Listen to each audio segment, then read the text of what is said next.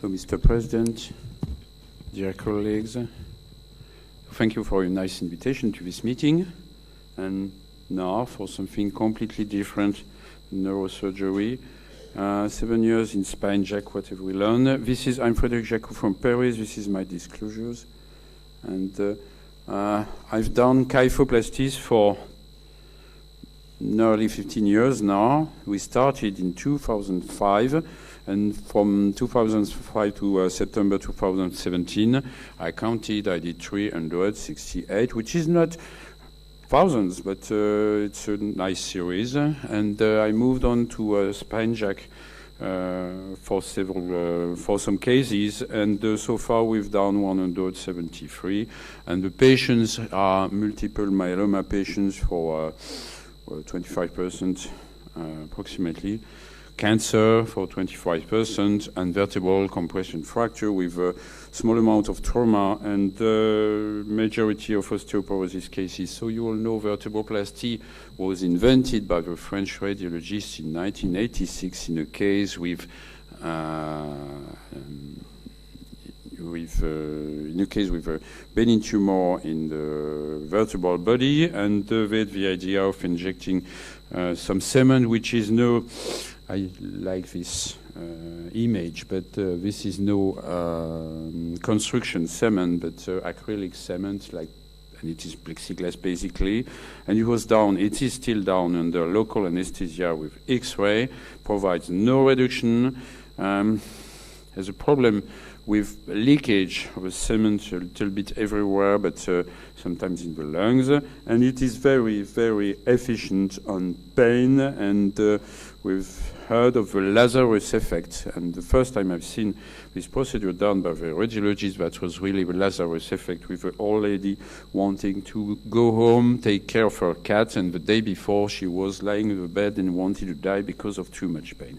So this is a very efficient procedure, but we moved on with balloon kyphoplasty, and this is not a French invention. This is an American invention. It was invented in 1996 by Mark Rayleigh in the US, and the idea was to put a balloon and to try to inflate the balloon inside the vertebral body. And this is more of a surgical procedure down under general anesthesia in the operating room.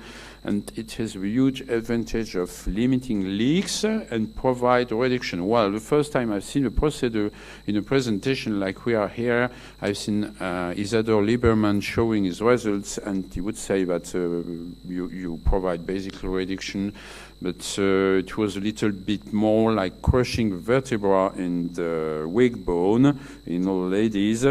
But you can provide actually bone reduction in younger patients with trauma cases.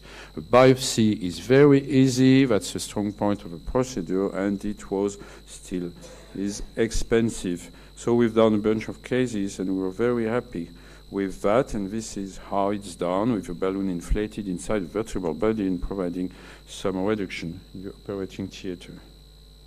Now, new devices have been introduced to the market, and I can't count the number of strange devices I myself used or I've seen in meetings, but most of them don't provide any improvement. But this one is Cocorico, a French invention, which you can say here, because this is a car jack that was used in the 16 in the Renault 4, and this is the model for the device, and the device aims to provide a better reduction for a mechanical device.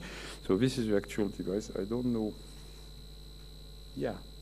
So this is a car device, and this is the better human device. It's titanium. It's cut from a piece of titanium with a laser, and you have a screw in it, and when you tighten the screws, you basically provide some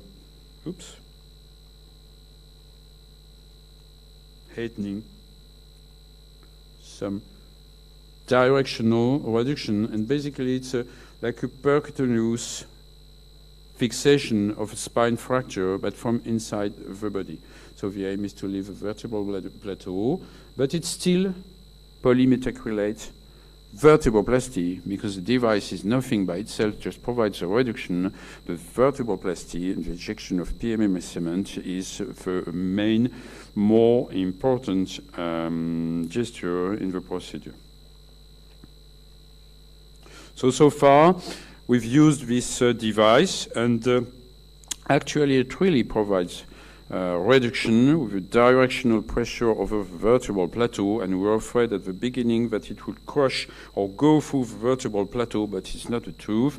In most of the cases, you can provide a reduction by tightening the screw, and okay, that's not full reduction. This is no young guy's trauma. This is all ladies with vertebral compression fracture, or these are cases with a weak bone and multiple myeloma doing holes in the vertebra, or tumors, and we just want to stabilize, but we want to add some very precious millimeters and very precious degrees in the reduction, and it really helps the patient. And okay, I don't recommend this, but since the device is very expensive, but we went so far as to use a 3-level device, and you can see we provide minimal reduction, but I assure you that the reduction is right, and the patient was very improved by the procedure. It was multiple myeloma from the start, and the breathing improvement was impressive in this patient. So our clinical experience is the following. Elder patients experience delayed fracture fusion in vertebral compression fracture. And I've seen patients with 8 months fracture. I think more on the following with the next speaker, if I understand correctly, but some patients are 8 months from a fracture, and they have still excruciating pain, and you see their x-rays and you see their MRI, and they still have no healing, so something has to be done. So we see some pseudarthrosis. Recurrent fractures are many, both on the myeloma or high cortisol or osteoporotic or vitamin D deficiency, calcium, etc. patient, but we've seen many, many patients with recurrence after the procedure. And then reduction is important in the evolution of these patients. The MRI is a very important critical examination in our patients, since we don't provide reduction, obviously, in fractures that are healed. This is a general disease. These are general diseases. Kyphosis creates kyphosis. Adjacent fracture increase the risk of kyphosis. A new adjacent fracture have to be detected as MRI T2, doing an MRI as an hypersignal on the T2 weighted images. And the consequences of kyphosis is loss of sagittal balance, of course, to the expenses of posterior facet complex, and many of these patients experience lumbar facet pain.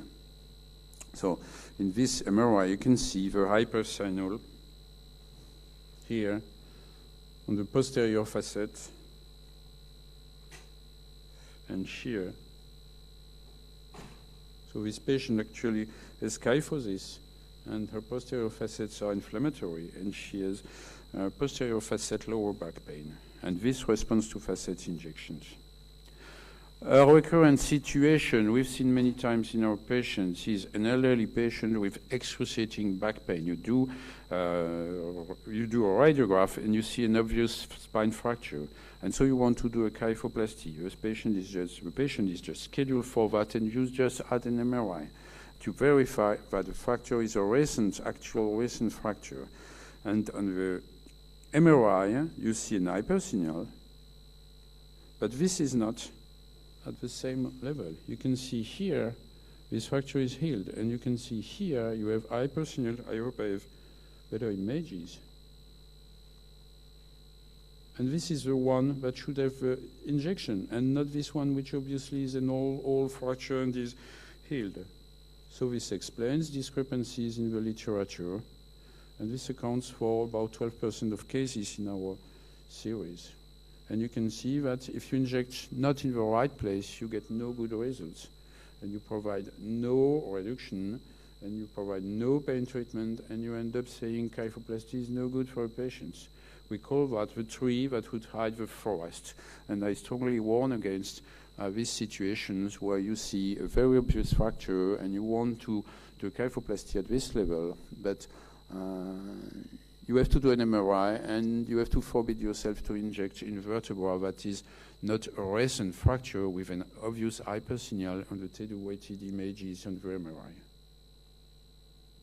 Another recurrent situation is fracture recurrence at adjacent level. This is a patient with 4 kyphoplasties in 4 rounds, and it stopped after biphosphonate administration, so you end up with a surgeon asking the medical doctor to please do something. No, because I'm tired of doing kyphoplasty in all this patient, and you end up with situations like that. So my record was 7 levels in 4 rounds, but now I'm at 8 levels in 1 round and 12 levels in 4 rounds in patients mainly with multiple myeloma and severe disease, and it really helps the patient. So our recommendations would be do an MRI prior to any kypho to detect the correct painful level, treat the underlying disease, so ask a medical doctor to do that for you, and treat, for example, osteoporosis or calcium vitamin D problems, prevent further fractures. There is a view of false benignity field among medical doctors, like pain will cease after 3 weeks in vertebral compression fracture. We have to fight that accordingly. Underlying disease should be really regularly undertreated, like osteoporosis. Kyphosis is perceived as a benign situation, which is not. We have to educate our fellow colleagues on the value of early treatment, on the value of an early MRI prior to treatment, on the efficacy of medical treatment of underlying causes. Patients want results and do not accept negligent management anymore. On this, I would say that when you do this kind of procedure, you have to do a biopsy. Either a patient has cancer and the cancerologist wants to know if there is another cancer, or if the cancer is cured and this is an osteoporotic fracture, or the patient doesn't have cancer. And if it develops cancer within 6 or 12 months and you haven't done the biopsy with this fracture, you will look like a fool, and the patients don't want, they want results and they don't want to wait for 1 year before treatment.